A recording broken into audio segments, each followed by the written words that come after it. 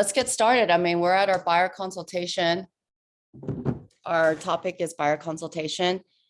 How many of you guys have actually gone on a buyer consultation?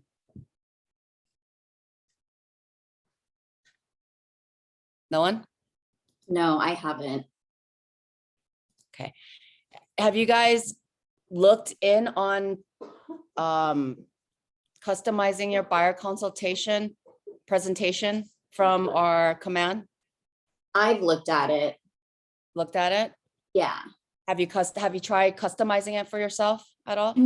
No, I was going to use my own property to do it and kind of play with it, but I haven't done it yet. So buyer consultation doesn't have to put an actual property in. It's actually for your buyers. So like a property itself, you would probably put that in like a listing presentation. So it's different. So we'll go over what you guys want to do on your buyer consult, so that, and what you want to put in your buyer consult presentation, so that it gives you a better idea of like what to include in there. Okay. I know my team, Eileen and Doncher, you guys have a very refined buyer consult. So you guys might want to kind of pick their brains a little bit if you guys want. Sorry, Eileen, Doncher, I threw you in there. All good. Oh, it's all good. Okay, so let's get started, guys, because before our Ignite programs used to be about a 3-hour session. They've condensed it down for us to go over the same amount of material in about an hour's time. So we're going to kind of go through things, and let me know if you guys have any questions, and then we can start elaborating on topics that may be a little bit more interest, a little bit more of challenges for you guys. Okay.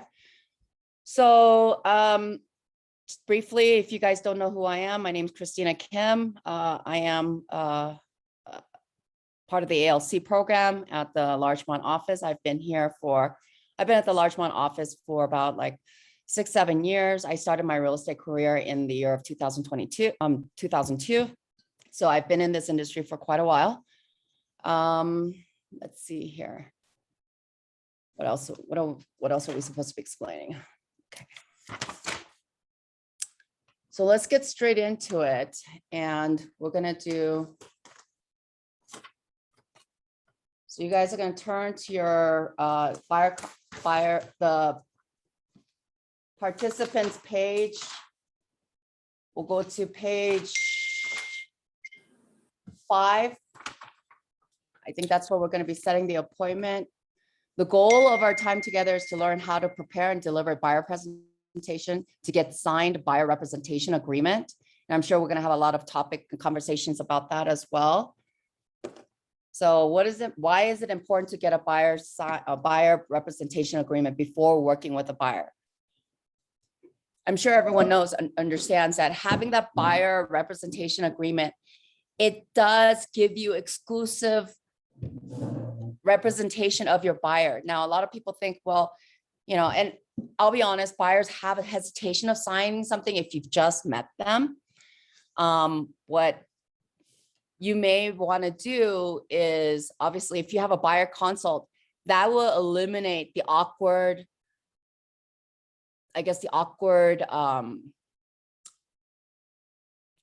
that awkward feeling of having to ask them for a signed contract, especially when you first meet them, So let's see here. That's why that buyer consult is really important, to kind of get your base of your relationship started, right? So we go to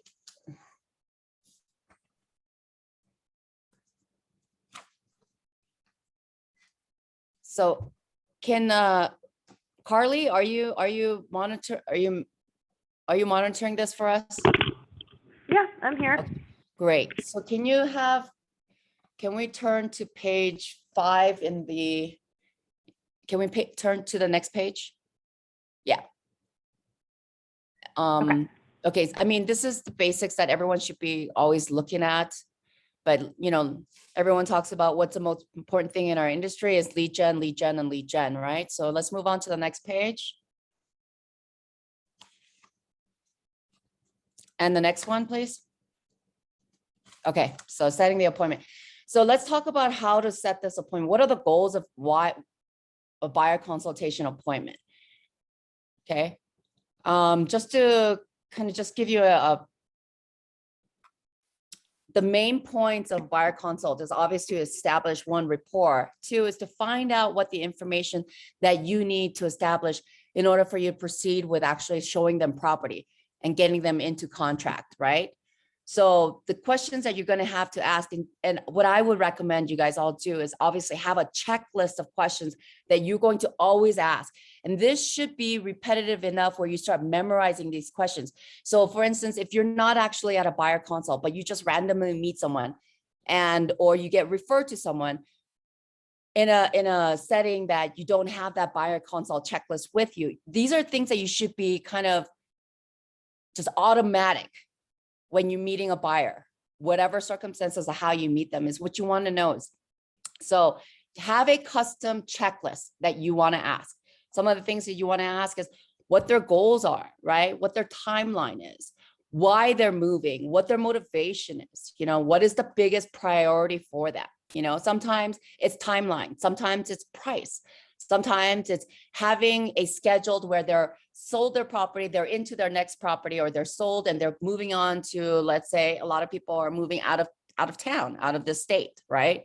So we have that kind of situation. So you want to have all of that information established, and that's what your buyer consult is for, right? So that you can smoothly get your buyers into that next property or that first property. Even though I want one of the misconception that people have is that even though they have purchased a property, and let's say they're trying to sell their property and buy another property, or they've purchased before and they're purchasing another property, do not assume to think that they have any idea of what that process is like, even though they've done it once or they've done it 5 years ago or whatever, because people tend to forget all of that.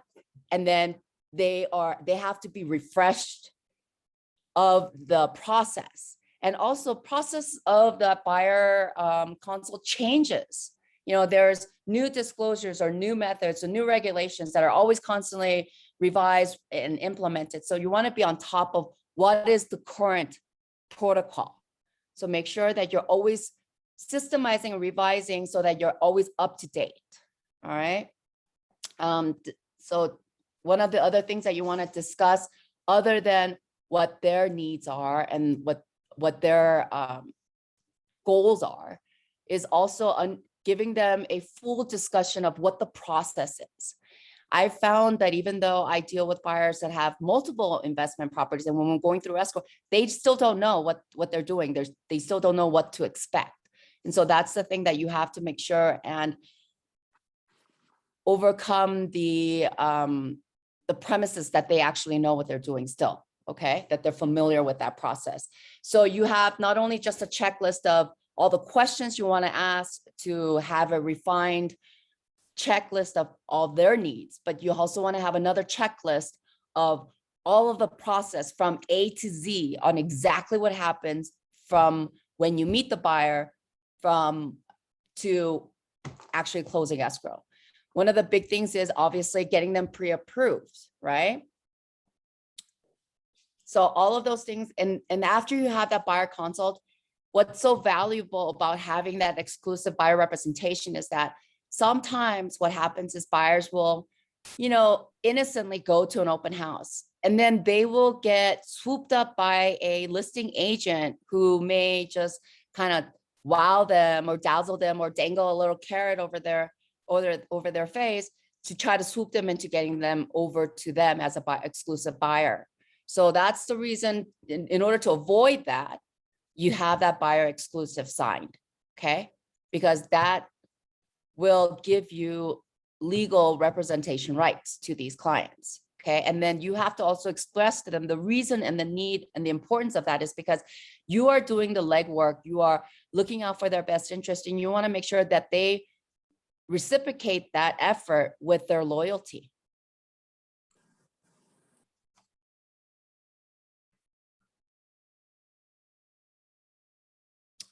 Another thing that you want to discuss with, obviously, in that buyer consult in, their needs is also finding out what is the best way to contact them. How do they like to see properties? Do they like to go to open houses on their own?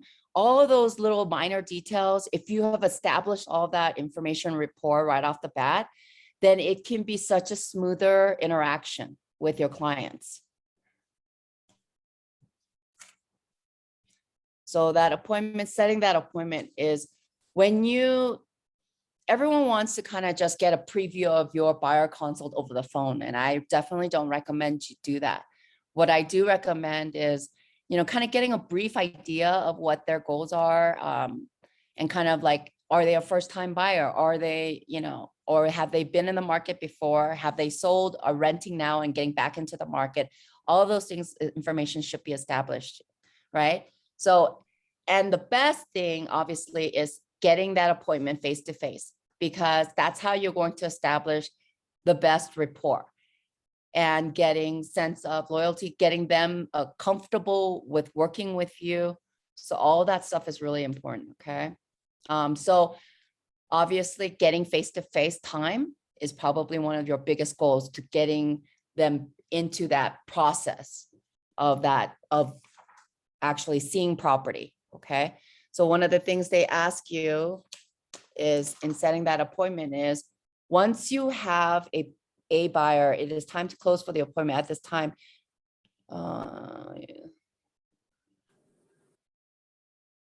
you also want to add or update this opportunity and recommend safe options to schedule buyer call in your office or conference room in the market center. So it says here,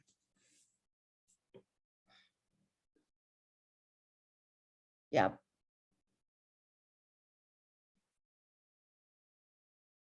So in this lead generation model, they ask you, when you have an A buyer who someone is able, ready, and willing to purchase a new home, they will be under contract in a matter of weeks. Use the buyer lead sheet from the toolkit to classify buyers.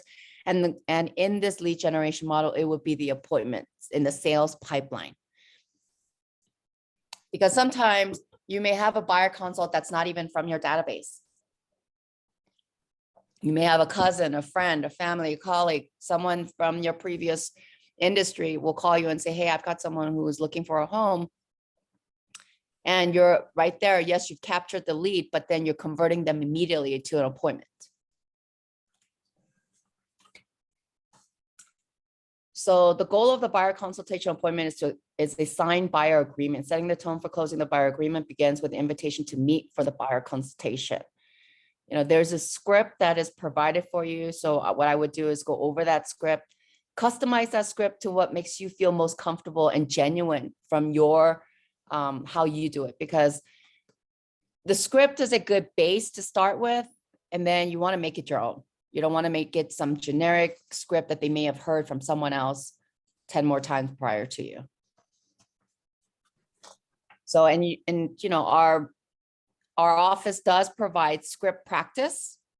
So buyer consult script practice should be one of those things that you guys should really be focusing on as well, because to be honest, as new agents, you'll probably have more buyer opportunities than you would have listing opportunities, okay?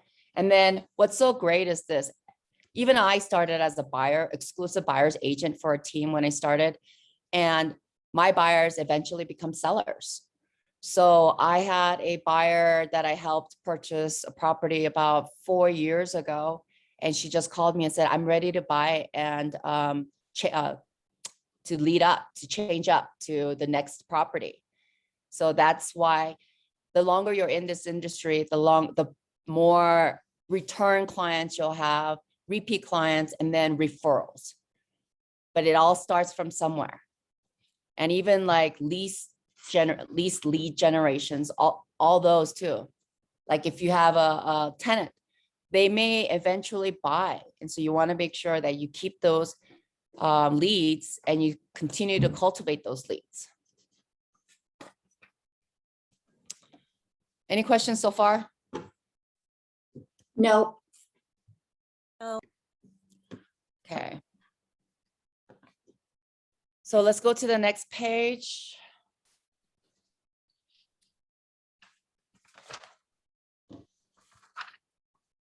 Role model, set the appointment. Next page, Carly, please.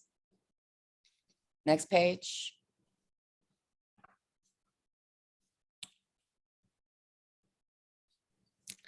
Okay, so just for the fun of it, I mean, obviously we passed this page, right? But page 5, it says, what are the 3 objectives of the buyer consultation? So from what I've gotten, from what I've discussed, Michelle, I'm just gonna randomly call on you guys. What would be one of the objectives of a buyer consultation? First thing would be to get the agreement signed, so you can start that relationship. I would say that's the first main thing. Okay, great. So Renee, what would be like another the objective of a buyer consult? What I believe you had explained was understanding the customer's needs, the priorities, have a full discussion about it, especially if it's a first-time buyer, or just understanding what their needs are so that you can lock them in and hopefully get an appointment with them face-to-face to get that signature. Yeah. So again, like I said, the buyer consult, like getting that appointment initially would be great. Try not to do your whole buyer consult over the phone. Okay.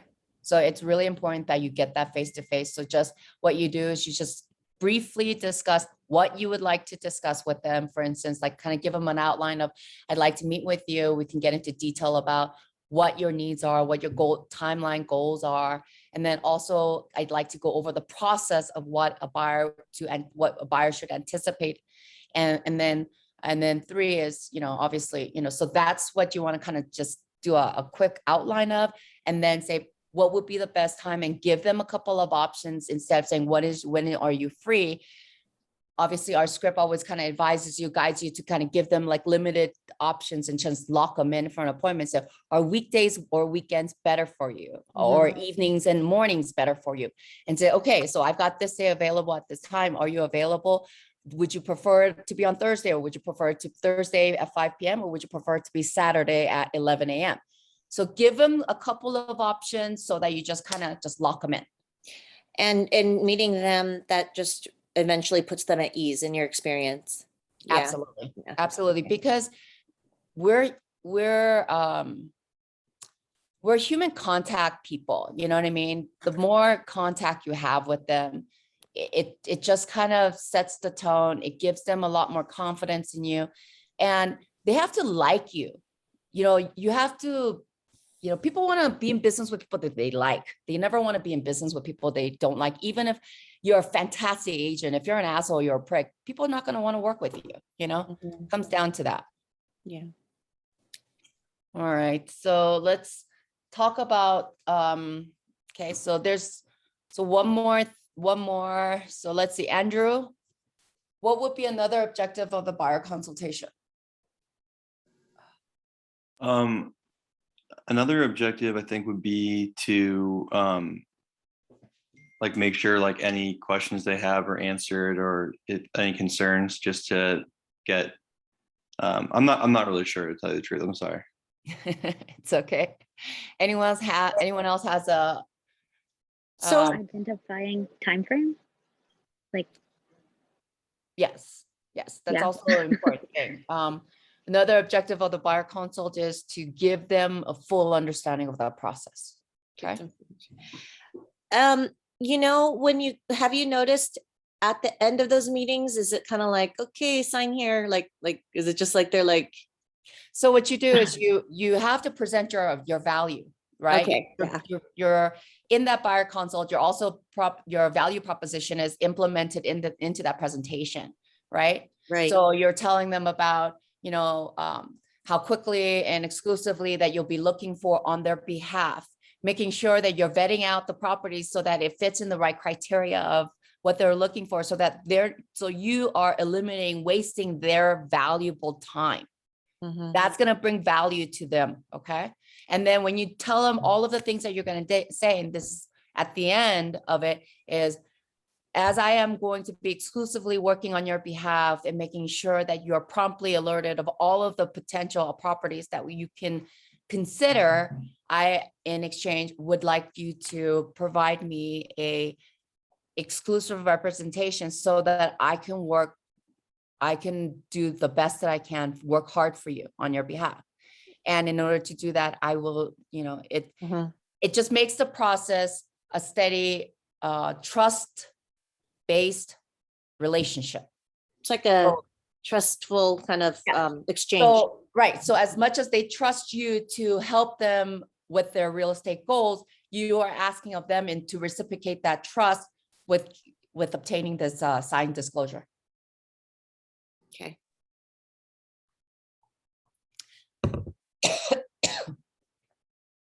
And if the buyer consult goes well, you should not have a problem with them signing. And then the big question is going to be, what's the timeline of that buyer exclusive, right? Don't get crazy greedy and say, I want a year of buyer exclusive. Don't do that.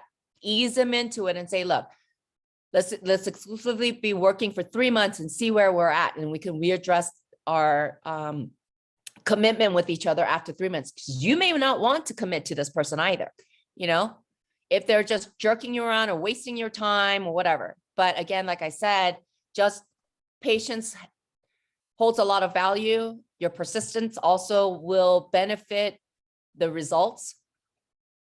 I've had buyers that I've worked with for years before they come on to actually closing escrow. So just, keep that in mind. If you had a contract with them, let's say for like 3 months, and then 3 months go by, and then like the next week or something like that, they end up like buying a house, like do you have to sign another contract with them like before they buy that house, or how does that work? So like if you have that buyer exclusive, and let's say the buyer exclusive is coming, the term is terminating, is coming to a close. And let's say you find that house a week after and you write an offer. I mean, that RPA already implements a buyer exclusive on there for that transaction. But what we want to do is we want to make sure we eliminate the opportunity of them going to an open house or going to a showing on their own, and then the listing agent or some agent there is trying to swoop up your client. That's the main goal. And you're going to have to feel them out to see what type of loyalty you are obtaining by these people. Okay. So there's no cookie cutter. Every person, every transaction, every client, it's its own custom relationship and experience. Just remember that there's no two deals that are alike. Did I answer your question, Andrew? Yeah, you did. Thanks. I appreciate it. Okay, so let's talk about creating your presentation to next.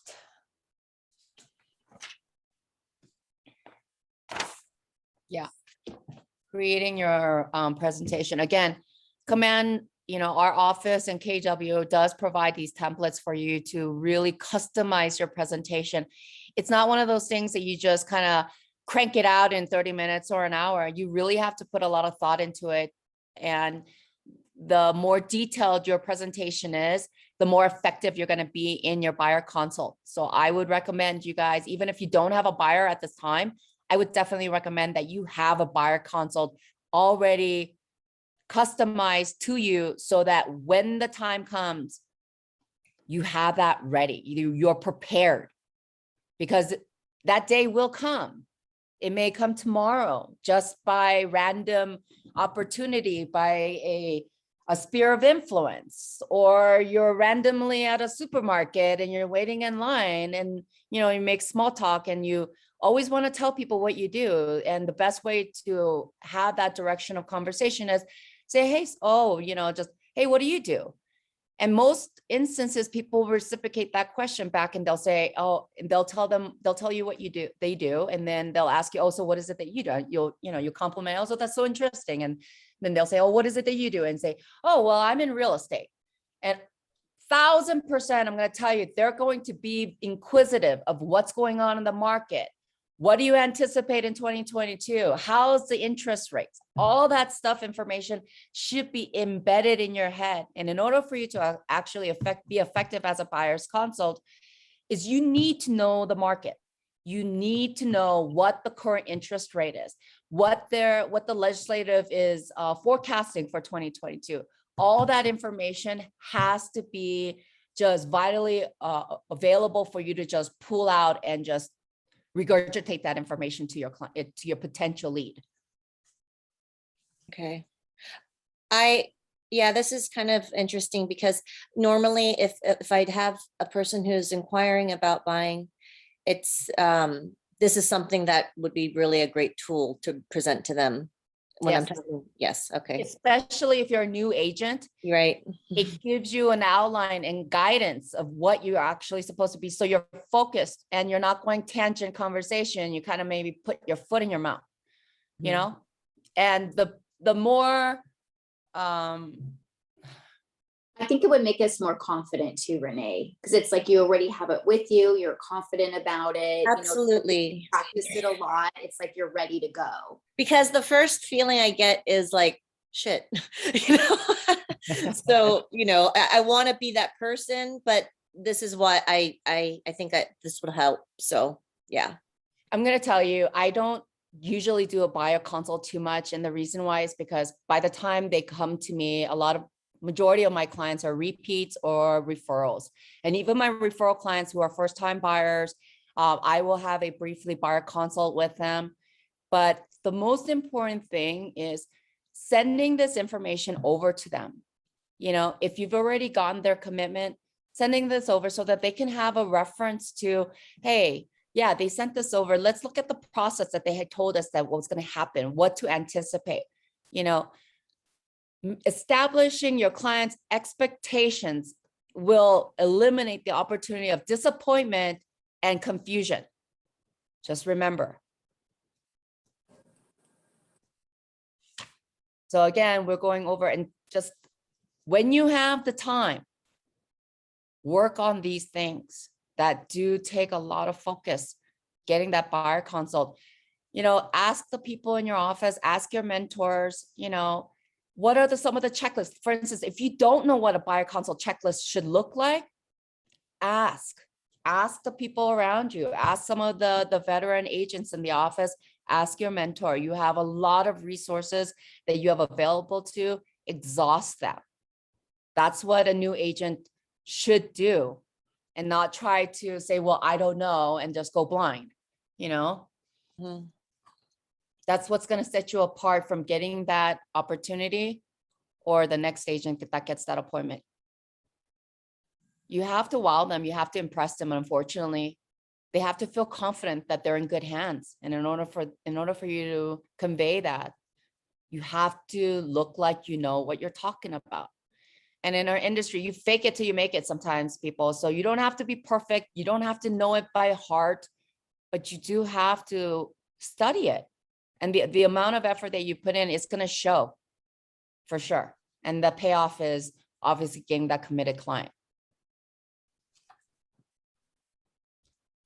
So some of the questions that in your buyer presentation, it says, what's the one thing that has to happen to make that dream scenario reality?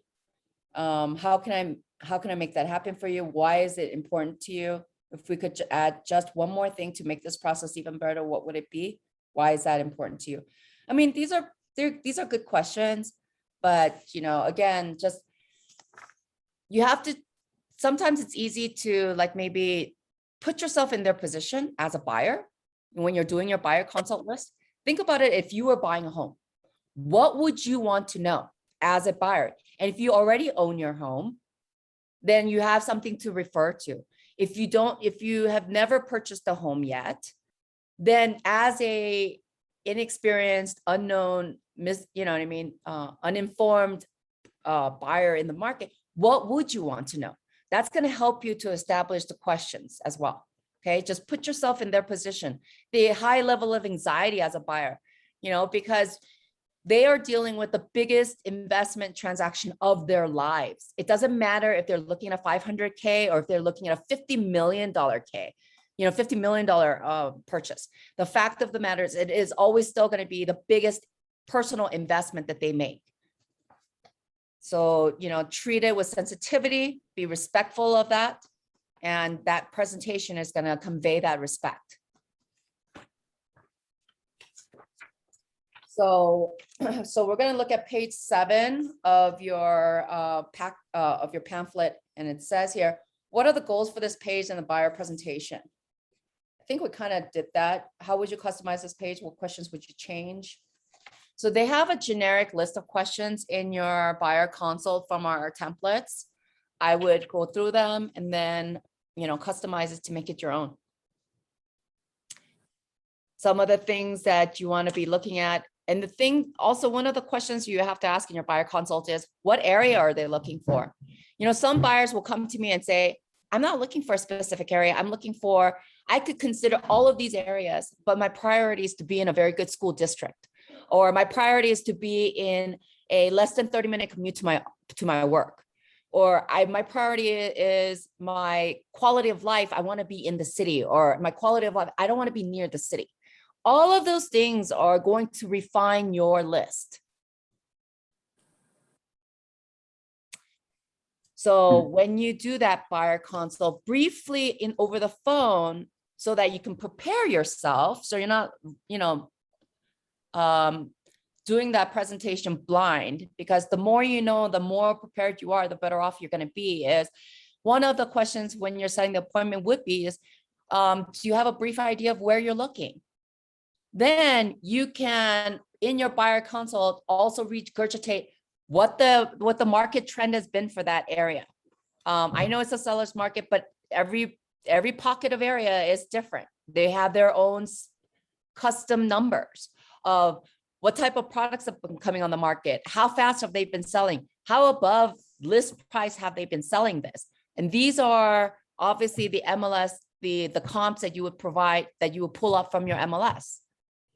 And I hope you guys all know how to pull comps from your MLS. That's the basics that you should be able to maneuver on your MLS site.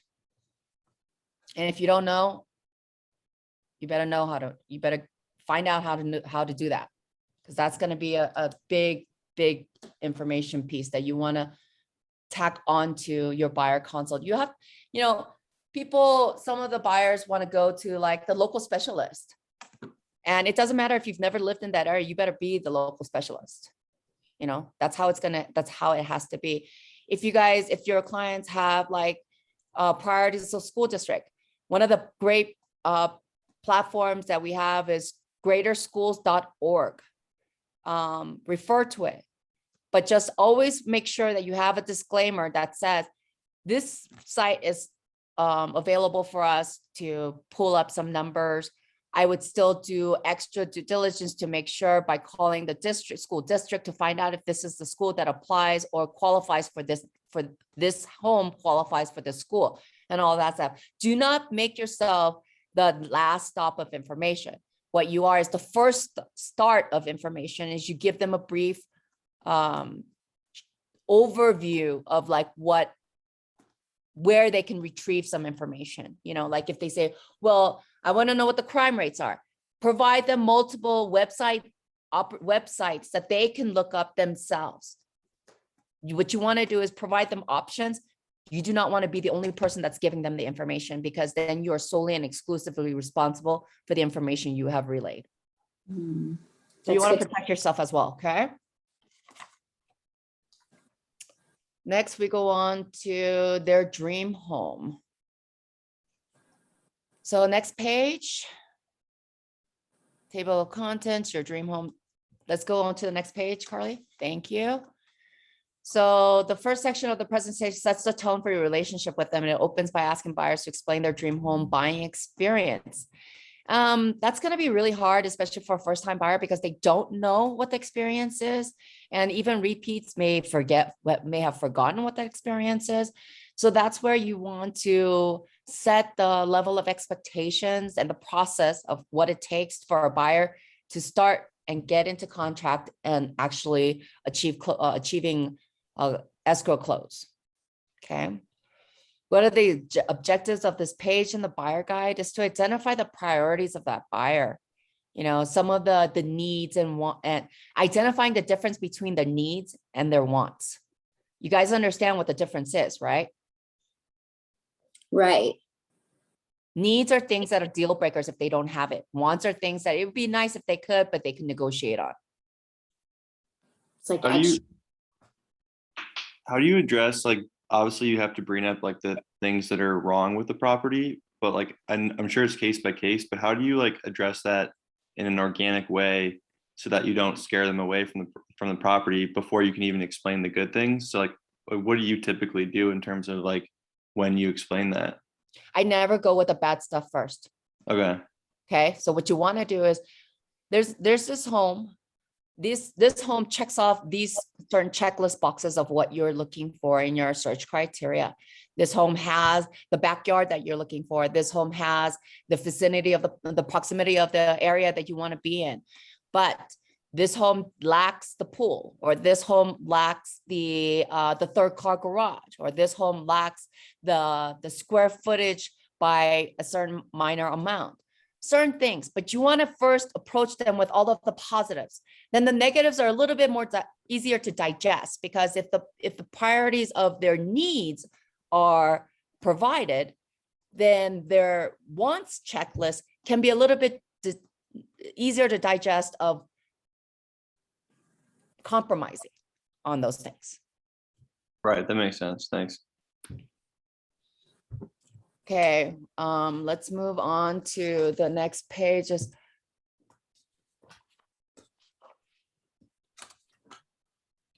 Okay, so building your profile, right? All right, I've got build your preference profile. Yeah. So Carly, let's go on to the next page, please.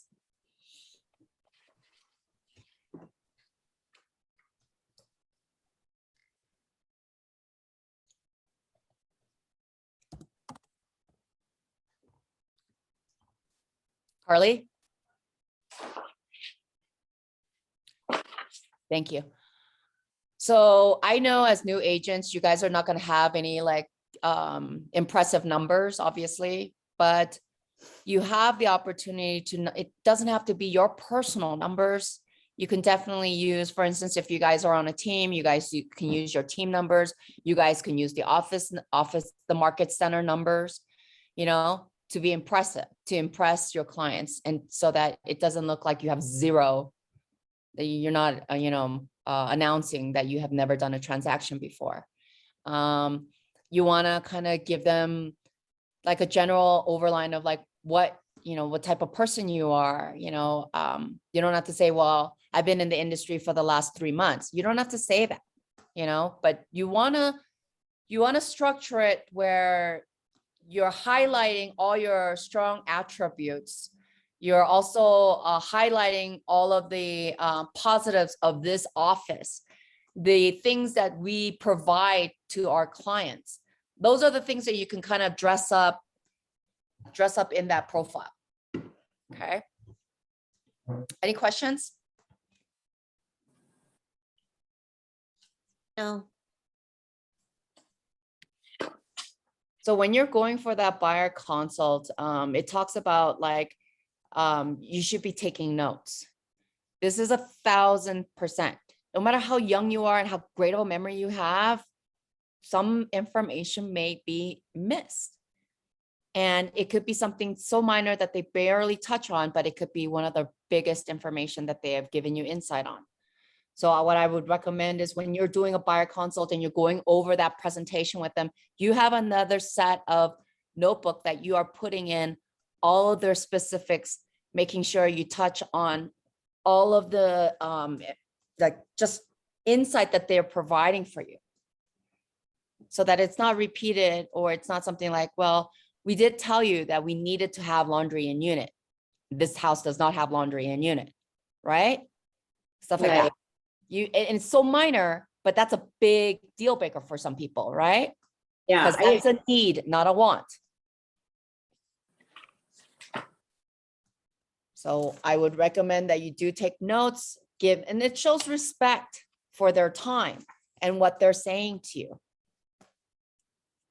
So any questions on building your preference profile, ladies and gentlemen? Nope. No. I'm good. Okay. Your home wish list. Let's go to the next page, Carly.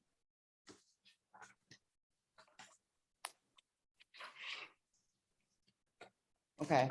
Well, before we go on to here, your workbook says prepare the buyer presentation. What information do you need to collect in the preference profile? So, okay. Eric, I haven't heard from you today.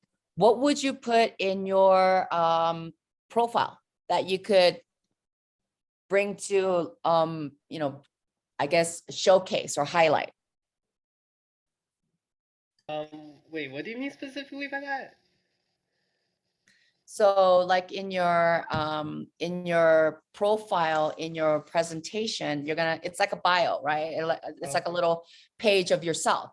Like, what would you put in there that you wouldn't be able to, for instance, you guys can't showcase numbers. So what value proposition would you bring to that profile personally about you? Maybe show that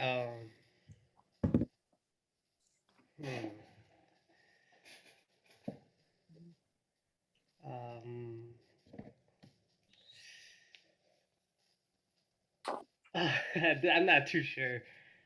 Nara, do you have a suggestion?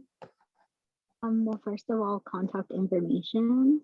And then I haven't made one yet, but I would make it more personalized, like towards my aesthetic. And then I remember in the one from the presentation, it said like, make sure you specify your availability, like when they can contact you. Yep. Basically make it easy for them to contact you, like if they have questions. Yeah. Christina? Obviously, as new agents, you may not have too much restriction of when they're going to be able to contact you. But as you progress in this industry, you're going to have to set boundaries for yourself and boundaries for your clients and say, these are the best times to be reached. You guys have, like, for instance, you guys have mentorship programs that you go to, or Ignite classes you guys go to, whatever like that. And just say, hey, look, best way to contact me is call me. If I'm in a meeting and I can't take your call, please feel free to text me at any time during the hours of this time and this time, and I can respond to you immediately. If it's after these hours, I will probably respond to you the next business or the next day by 9 o'clock in the morning or whatever. But yes, establishing that is really important, because if you've already established that, and let's say they send you a text at 9:30 in the evening, and you've already established that you do not return texts after 8 p.m., then you're not leaving them hanging. And you've already established that you will reach back out to them the next morning.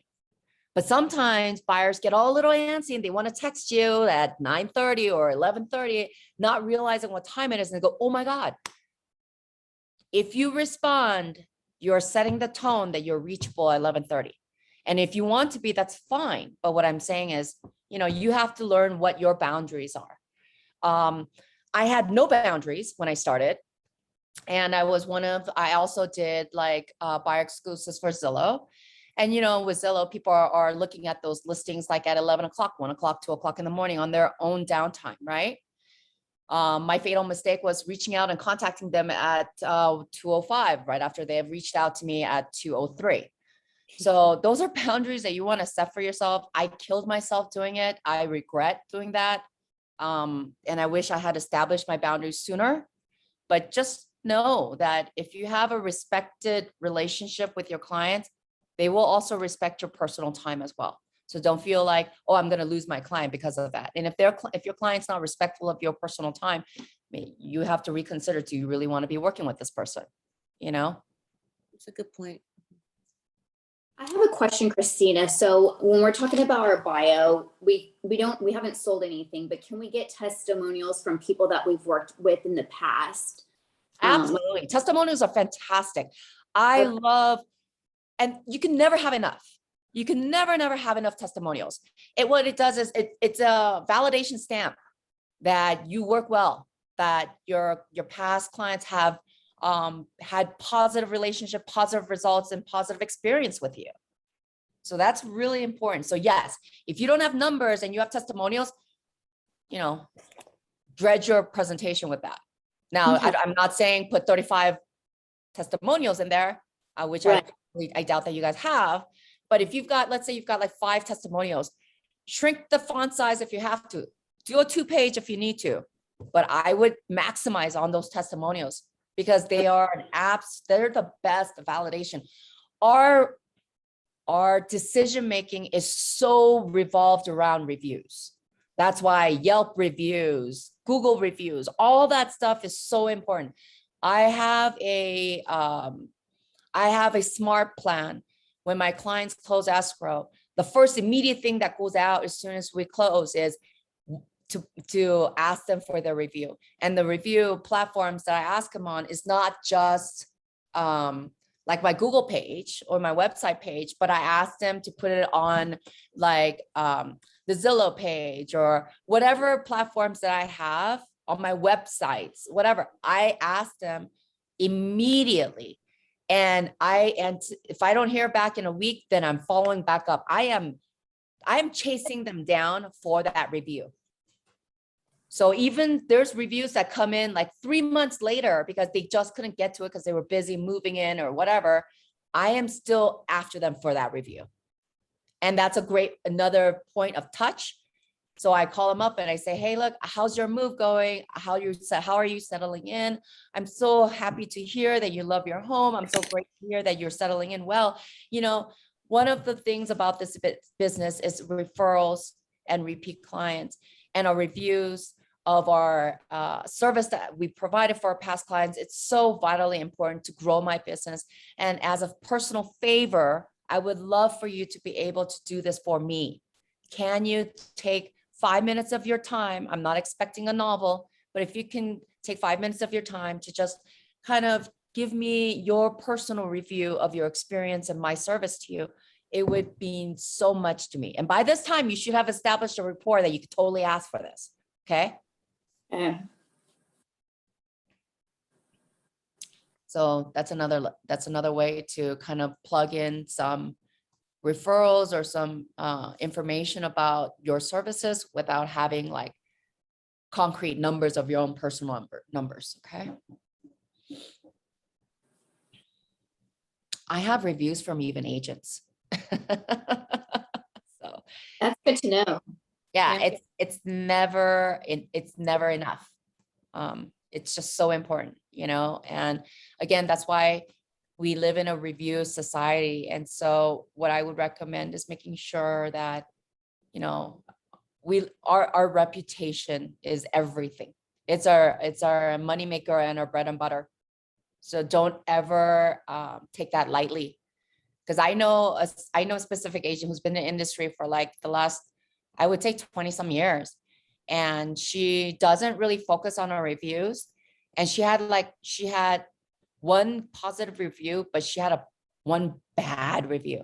So if you've been in the industry for as long as she has, and you only have 2 reviews and one is bad already, that's a 50%, Right. So that's detrimental. Christina, what may I ask, like, what it concerned? Was it like her service, or was it like not what they're looking for? No, it was her service. Her service. Which is really bad. Which is really, really bad. Yeah. Yeah. And the problem with these Google reviews, you have no control over. You can't take it out. You can't take it down unless you take down the whole Google page. So, that's why we take our services, we take every experience, we take every client very seriously. Mhm. All right, so let's move on to the next. Your home wish list. This is where you're going to get really detailed, and you should as detailed as possible to understanding what your clients want and what their needs are. Obviously the needs are the ones that if they don't have it, it's the deal breakers. So establishing that information so you can have a guide to how to provide what type of inventory that you're providing. This part of your buyer consult is really, really important. Everything else is kind of like icing of like dressing it up, like what do you offer, your value proposition, or like, you know, all of that stuff. But that wish list that's where the buyers are going to get super, super involved and as to what they want. Okay. So, you know, again, have that checklist, because sometimes buyers will say, oh, you know, I just want a 3-bedroom, 2-bath house. And they have no idea what else they want because they've never looked for another, they've never really established that list for themselves yet, right? So have a wants list, have a needs list, and make sure that they understand the difference. Like someone will say, well, I had a client who absolutely needed a pool. He didn't care about the house. I mean, he cared about the house, but he needed that pool. So imagine, no matter how beautiful that home was, if it didn't have a pool, it was a deal breaker. That was it. So establishing that is going to make a big difference on if you're presenting a property that's of real consideration and your clients are impressed with the inventory that you're bringing to their attention. Christina, in your experience, have you ever had one of those clients that have taken you to like, hi, can I see like the 20th property, or, you know, any of those? Renee, I have clients that I have shown them over 100 properties. Oh my gosh. God, So I'm, you know, that many needs or more wants or extra needs? you know, honestly, it's not because of just needs or wants or because they eliminated it, but I also wrote 30 offers for that client. Wow. You know, Yeah. it's this market, right? It's a little bit more intense. You guys are entering a very particular market, and it's probably the most challenging buyer's market that I've ever encountered. And I went through the 2008 wave. I went through it when in 2002, 2003, 2004, up to 2005, buyers were on a rampage. Soon as end of 2005, 2006 hit, interest rate changed, all of those 7-year arms and whatever, all those started coming into motion where people were being called on their loans. That's when the market shifted and the crash happened in 2008. Mhm. So just understanding that, but I want to highlight one thing. We can have the most perfect list and the buyer could have like the most perfect understanding of what their needs and wants are. What I would recommend is that still show them certain properties that maybe, let's say, you know, it checks off all their needs, but it doesn't check off all of their wants. I would still recommend. And if you particularly, as you report with the clients and you say, you know what, I really think this is I think this is a good property that they should look at. Put that in that list of properties to view. The more properties you see with them, the better off they're going to be as knowing what they really need. And sometimes those needs list changes to the wants list, whereas some of the wants list converts into the needs list. The more property, the more rapport with them, the more interaction with them, and reading their body language, reading their feedbacks, that's going to assess a better refined filter of what they're actually looking for and what they really would consider as far as making their offer. Mhm. Any questions? I'm good. Okay. So the next topic we go into is neighborhood insights, right? Carly, next page, please. Yeah. So this is, I mean, I briefly touched on this. With you guys, but if you guys were able to, let's say, establish already some information on kind of like what the neighborhoods that they're entertaining, certain areas that they would consider, then that's going to get you better prepared for that buyer consult. You'll understand what the average price per square feet is, which you should know. What the average days on the market has been for those type of criteria homes. You know, understanding what type of price difference from list price to actual closed price are. You can, if you wanted to even get like ground zero insight, call one of the listing agents and say, hey, look, I have a buyer who's looking for this area. I noticed that you had this listing. Could you give me some insight on, and have your like 1, 2, 3 questions that you want to pick their brain on. Don't make it 4 and 5 questions. 1, 2, 3 is the max, is usually the capacity of a listing agent, what they'll entertain. You don't want to hijack too much of their time, but you can be a little bit more effective. For instance, let's say there's a house that fits the perfect criteria of which clients are looking for, and it's already closed escrow. You can call that listing agent and say, hey, just would you be able to give me some insight on what type of activity you had on that home? How many homes, how many offers did you get? What type of, what type of terms, what kind of things that the sellers were looking for that my buyer should be prepared to address? That kind of stuff is going to give you ground zero insight. Okay. Another thing is, this was a perfect home that my clients would have totally been able to consider for offering, making an offer. Do you have something like this coming up again? Do you have another coming soon listing that we can keep our eye out for? Or you can put me on the list and I can make sure that my clients get, immediate prompt information on. That's going to give you leverage. So knowing your neighborhood, knowing your comps, all that stuff is going to bring value to your conversation, and they're going to feel more confident to be in business with you.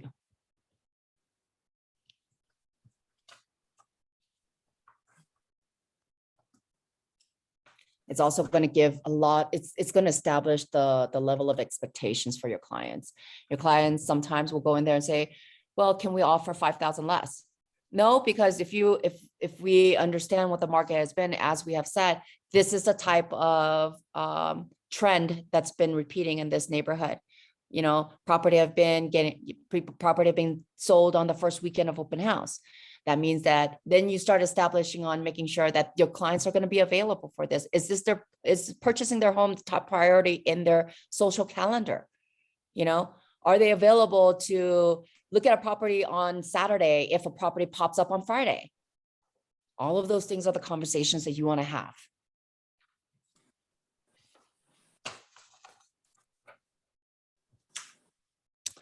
So explaining the process, let's go on to the next page. Where are we on time? Oh, you guys, yep, you have me for like 14 more minutes. And then I'm outie and start my vacation. So neighborhood insights, we've touched on that. So do you guys understand where you can find your information on the neighborhoods and all that stuff, right? You can find it from the MLS, right? Yeah. I like to sometimes go on censorship, kind of give you an idea of like what that neighborhood is like as well, give you demographics, give you all that information. And, it's a nice little inside tip. You don't want to regurgitate all of that information, but it gives you an understanding of what you're working with, especially if you're not familiar with that neighborhood. I would definitely recommend that you do the extra legwork by going to the broker's opens on Tuesdays and looking at previewing properties, whatever, all that stuff. Don't, that's going to set you apart. The more homework you do, the better prepared you'll be for that test. So how buying a home works. So we're going to go partner with an agent, observe their local insight, get to know neighborhood inventory levels, see what's about to hit the market.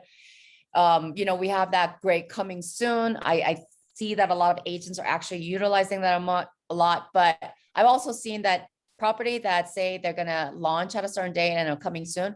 Somehow, some way, agents are talked into showing their property sooner sometimes, and they actually hit escrow before they even come on live. So just, you have to do the legwork. You have to be really on top of your game to set you apart from, everyone else. So this one, buying 101, they're talking about pre-approval and pre-qualifications. One of the things that you're going to be touching on in your buyer consult is making sure that before you actually go and see that property, you establish information and knowledge to your clients as to why that pre-approval or pre-qualification is so important. Is because what you want to convey is you want to eliminate wasting their time. So they should talk to a lender before you actually start filtering out properties, because if they think, well, I can look at a property up to 600K, and then they realize they can't really be looking up to 600K, or they're saying, you know, I could look up to property up to 700K, and then realize they can actually look up to 900K. So establishing that boundary of what they can actually consider, that's really important to establish. So that's why you want to convey to them the importance of speaking with the lender and getting them pre-qualified. That is the first thing, is pre-qualification. I hope you guys all understand the difference between pre-qual and pre-approval. The pre-qual is they have initiated a conversation with the lender. Pre-approval is when they have sent over all of their tax returns and income information, they pulled their credit, all that stuff has been done so that they are already in the process of packaging their statements over to the lender's underwriting department. Now, there's a third thing called DU, and it's called desktop. So it's called desktop underwriting. And what that is sometimes you'll see in the MLS, DU required. Just understanding what that means. It means it's an approved so a DU is when a Fannie Mae will already fund the loan. That means they're like 90% done of their loan. Now, an LP, sometimes you'll see this, and it's called the loan proctor, and that's when a Freddie Mac will fund the loan. Those are the two differences. But if someone says on the MLS, an agent's remark says DU required, that's what they're referring to. And I want you guys to understand what that means. Okay. You'd be surprised, even seasoned agents don't know that.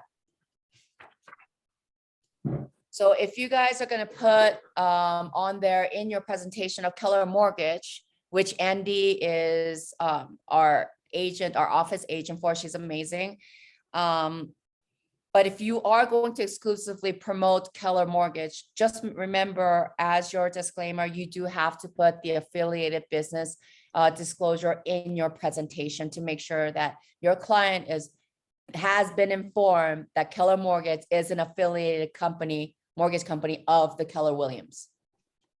It's just to protect yourself. And the same thing with escrow. If you say that the escrows will be funneled through this company, then you make sure you have established information that the Largemont Escrow is an affiliated escrow company of the Largemont Keller Williams, or Keller Williams Largemont. Okay. Any questions, ladies and gentlemen? No. No, So you guys all understand what the difference is between a pre-approval and a pre-qual, and how important that really is, right? Mm-hmm. yes. So let's go on to your value proposition. I mean, I think we kind of touched on it. Obviously, you know, if you can't say you've been in the business for 15 years, I would definitely kind of eliminate that. Total clients served. So you could do, for like instance, you could say for years in the business. I mean, you could also obviously put the numbers of the office, the market center, the total clients served. You could put those numbers in there, repeat clients, all that stuff. You can put the office numbers or your team numbers.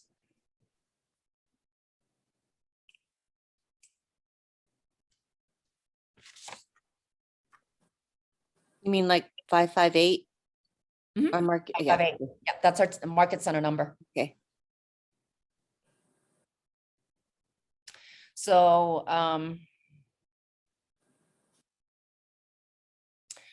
you know, sometimes real estate agents come from a complete different background, but let's say if you have, you know, certain background skills that holds value in being a real estate agent, I would highlight those things. You know, being able to micromanage, I mean, not micromanage, like time management, being focused, task oriented, having great customer service, being in a customer service industry of previously before. Stuff like that can be highlighted. So don't disregard and say, well, I'm just presenting myself as a new agent. No, if you have past work experience, even if it's in a different field, but if it brings certain similar values, I would highlight those things.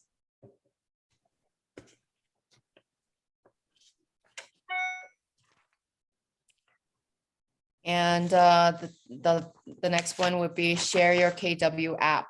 I would hope that you guys have all customized your KW app and that you have one.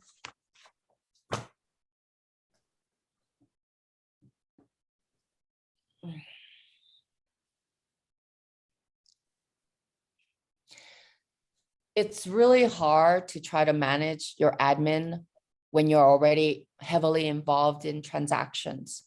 So take the time to establish all the admin stuff that you can kind of focus your time on, that you have that flexibility of time to really refine that.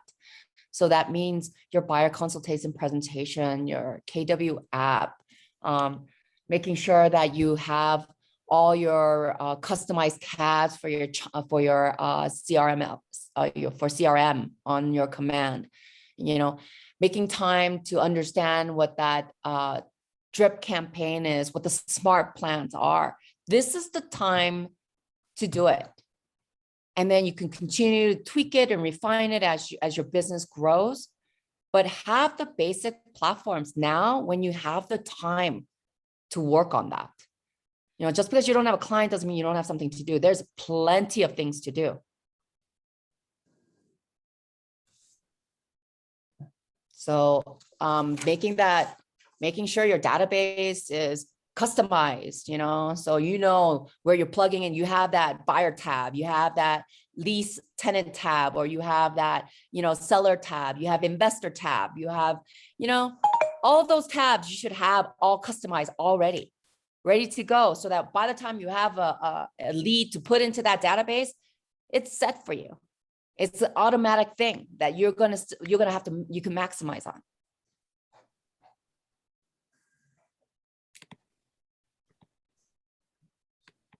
And I believe we are done. I think we've gone through everything, right? So, Okay, so this is your chance to ask your Q&As. If there's anything that you want to ask about what we talked about, or if there's something that you want to you have an itching question that you really want answered, we have a couple of minutes. Let me know if you've got anything. Carly, can you take us off the presentation, please?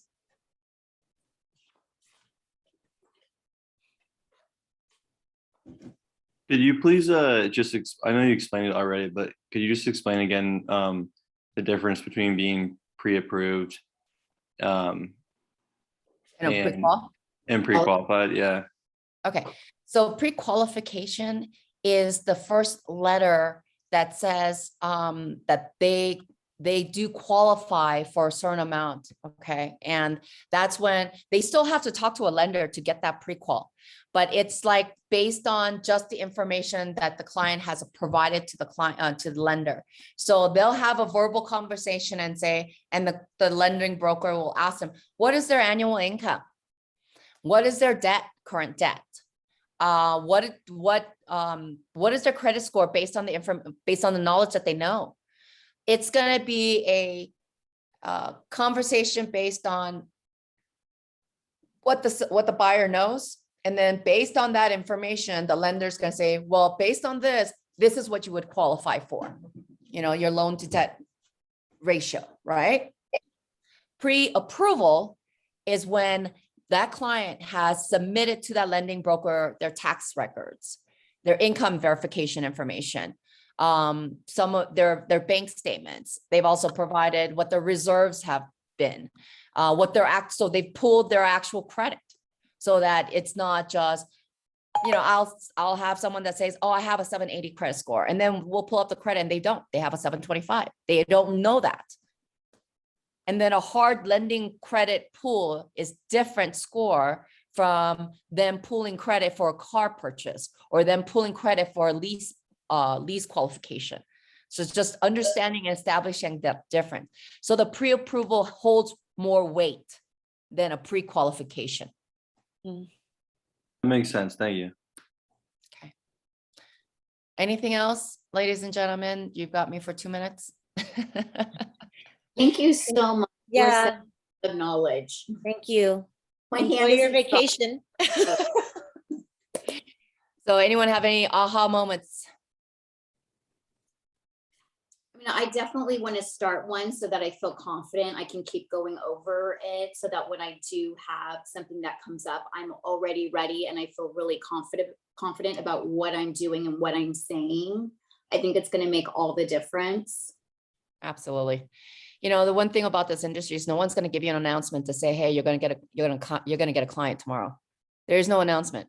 We have to be willing and ready at a moment's notice. Mhm. And you will get leads in the most unexpected places or from people. So the more prepared you are, the more prepared you are, the higher chance of you being the candidate of the agent of choice. Makes sense. Yeah.